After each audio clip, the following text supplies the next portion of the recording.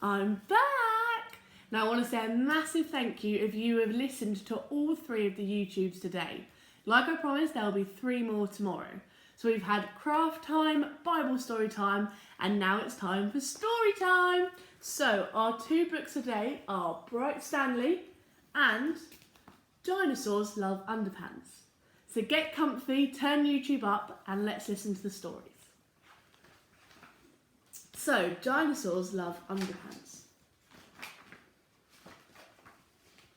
Dinosaurs were all wiped out a long way back in history.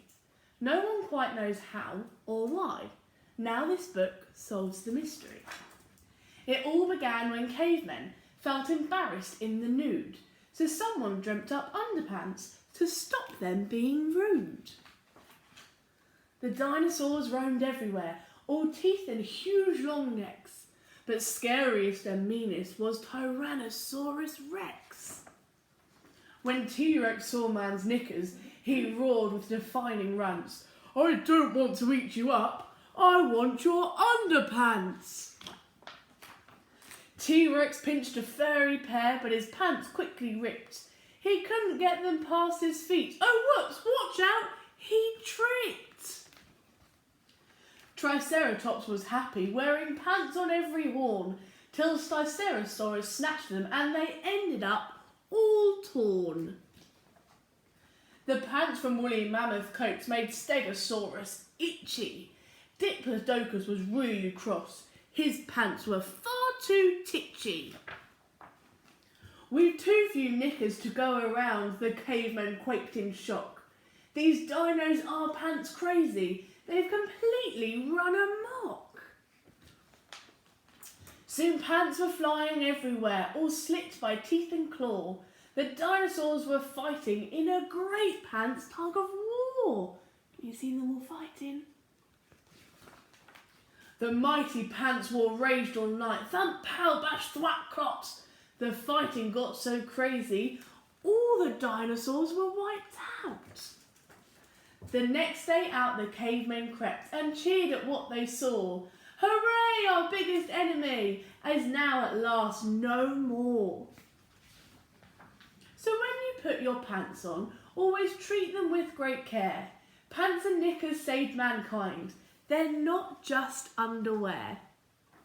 And there we see all the different types there. All different colours. The end.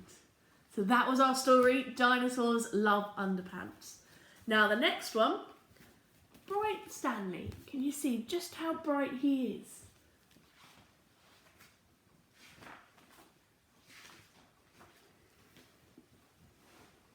Far below the waves, a little fish called Stanley lived with his shoal. They were the brightest, sparkliest fish in the whole of the deep, dark sea. One morning, Stanley woke up rather late. "Cooey, it's me," he called to his friends, but the reef seemed strangely quiet. Suddenly, Stanley remembered that today was the day when the shoal swam to cooler waters for the summer.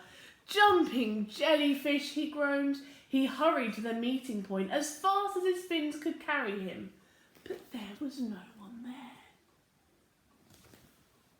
As he looked around, he saw a bright light.